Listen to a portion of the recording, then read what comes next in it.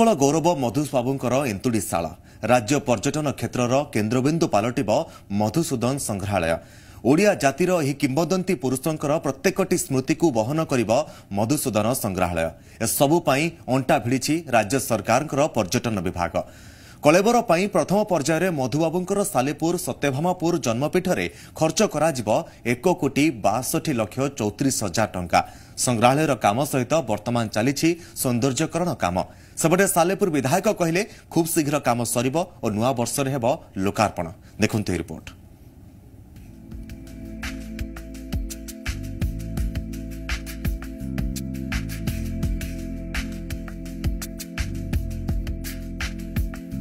खूब शीघ्र लोकार्पण हेबाकु जाउछि मधुबाबूंक एंतुड़ीशाला। एहाकु राज्य पर्यटन स्थलीर मान्यता देवा सह आकर्षणीय संग्रहालय करिबा पई मध्य चेष्टा जारी रहिछि।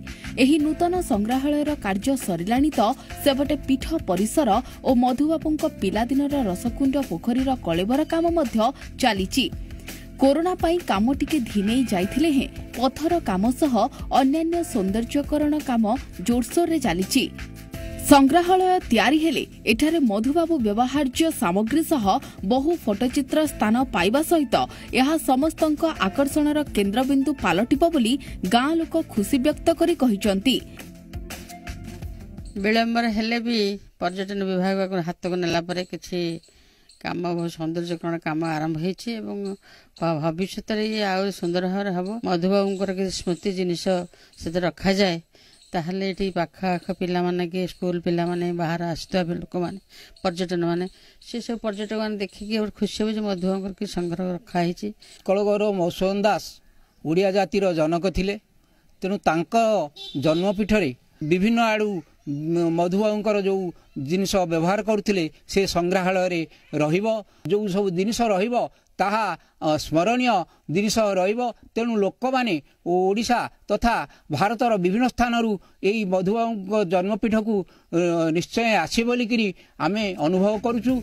आज मध्य एठाको आसिले अनुभव होइथाय सेही एंतुड़ीशालार चाल छपर घर अगणा सबुजिमा भरा लता भितरे रंग बेरंग फूल पाखुड़ा और पगड़ी पुरुषंक सेही गुणगान।